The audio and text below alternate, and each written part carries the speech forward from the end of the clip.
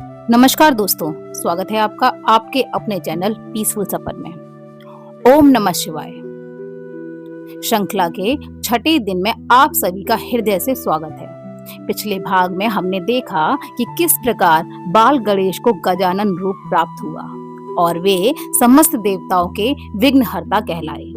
आज की कथा शिव पुराण की वह अद्भुत कथा है जो हमें सिखाती है कि केवल शारीरिक बल या तेज गति ही सफलता नहीं दिलाती, बल्कि माता पिता की भक्ति और बुद्धि का सही प्रयोग ही जीवन में सर्वोच्च स्थान दिलाता है। आज हम जानेंगे कि कैसे गणेश जी ने बिना कैलाश छोड़े पूरी पृथ्वी की परिक्रमा की और उनका विवाह रिद्धि और सिद्धि के साथ कैसे संपन्न हुआ।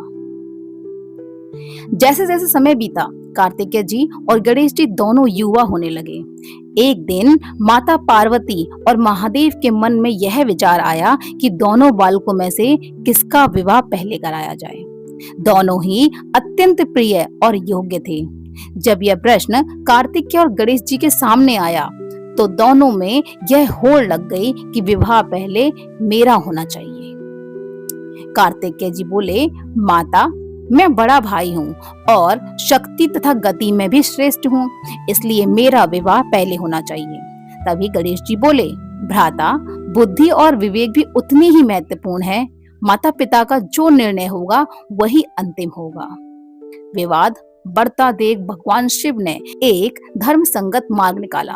उन्होंने दोनों भाइयों को अपने पास बुलाया। तब भगवान शिव बोले, पुत्रों, तुम दोनों हमारे लिए समान हो, इसलिए हम एक धर्म परीक्षा रखते हैं। तुम दोनों में से जो भी समस्त पृथ्वी की परिक्रमा सबसे पहले करके कैलाश लौटेगा, उसी का विवाह सबसे पहले संपन्न होगा।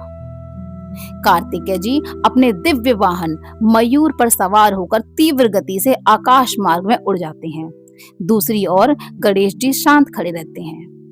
पिता का आदेश सुनते ही कुमार कार्तिकेय बिना एक क्षण गवाए अपने वाहन मयूर पर सवार हुए और संपूर्ण पृथ्वी की परिक्रमा के लिए उड़ चले।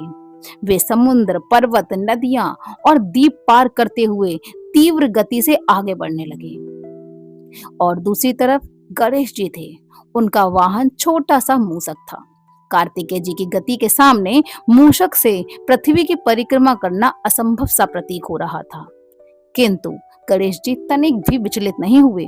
उन्होंने कुछ क्षण अपने नेत्र बंद किए और शास्त्रों का सार का चिंतन किया। शास्त्रों में लिखा है कि जो पुत्र अपने माता पिता की भक्ति पूर्वक सेवा और परिक्रमा करता है, उसे संपूर्ण पृथ्वी और समस्त तीर्थों की परिक्रमा का फल स्वतः ही प्राप्त हो जाता है।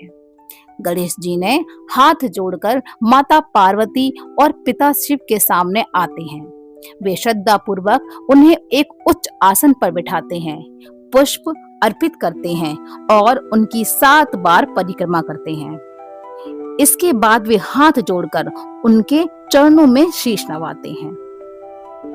गणेश जी बोलते हैं, हे माता, हे पिता, मेरी परिक्रमा पूर्ण हुई। अब आप शास्त्र मर्यादा के अनुसार मेरा विवाह शीघ्र कराने की कृपा करें। तब भगवान शिव मुस्कुराते हुए बोले, पुत्र गणेश, तुम तो अभी यहीं हो, तुमने पूरी पृथ्वी की परिक्रमा कब की है? तो गणेश जी कहते हैं, हे महादेव, माता पिता के चरणों में ही समस्त ब्रह्मांड और सर्व तीर्थ विद्यमान होते हैं। मैंने आपकी 7 बार परिक्रमा की है, जो संपूर्ण पृथ्वी की 7 बार परिक्रमा करने के समान है। यदि वेद और शास्त्र सत्य हैं, तो मेरी विजय स्वीकार करें। गणेश जी के इस शास्त्र सम्मत और भक्तिपूर्ण उत्तर को सुनकर माता पार्वती की आंखों में अश्रु आ गए।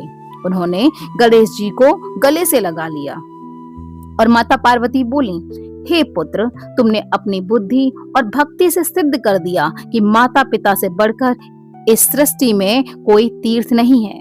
तुम ही इस परीक्षा के वास्तविक विजेता हो। उधर 3 वर्षों की कठिन यात्रा के बाद जब कार्तिकेय जी पूरी पृथ्वी की परिक्रमा कर गए, थक कर कैलाश लौटे, तो उन्होंने देखा कि गणेश जी का विवाह हो रहा है। माता पिता ने उन्हें पूरी बात समझाई, परंतु कार्तिकेय जी थोड़े खिन्न हुए और साधना हेतु क्रोंच पर्वत की ओर प्रस्थान कर गए। अब कैलाश में मंगल गीत बज रहे थे। ब्रह्मा जी के मानस संकल्प और प्रजापति विश्वरूप विश्वकर्मा के माध्यम से दो अत्यंत रूपवती और गुणवती कन्याओं रिद्धि और सिद्धि का प्राकट्य हुआ। रिद्धि समृद्धि और ज्ञान की देवी है और सिद्धि सफलता और आध्यात्मिक शक्ति की देवी है। भगवान शिव और माता पार्वती की उपस्थिति में वेद मंत्रों के साथ गणेश जी का विवाह देवी रिद्धि और देवी सिद्धि के साथ अत्यंत धूमधाम से संपन्न हुआ। कालांतर में देवी रिद्धि से शुभ तथा देवी सिद्धि से लाभ नाम के दो दिव्य पुत्रों का जन्म हुआ, जो संसार में मंगल और समृद्धि लाते हैं। दोस्तों, सावन के इस पावन दिन हमें इस कथा से दो सबसे बड़ी बातें सीखने को मिलती हैं। जीवन में केवल दौड़ना या शारीरिक बल ही सब कुछ नहीं होता। सही समय पर बुद्धि और विवेक का प्रयोग ही मनुष्य को विजेता बनाता है। माता पिता ही इस धरातल पर साक्षात ईश्वर हैं। यदि आपने अपने माता पिता की सेवा और उनका आदर कर लिया तो आपको दुनिया के किसी भी तीर्थ में जाने की आवश्यकता नहीं है। अगर आपको पीसफुल सफर का सावन डे का यह विशेष अंक पसंद आया हो तो इस वीडियो को अपनों के साथ शेयर करें। कमेंट में जय श्री गणेश और हर हर महादेव अवश्य लिखें। मिलते हैं सावन के डे 7 में अगली पावन कथा के साथ। तब तक के लिए धन्यवाद। हर हर महादेव।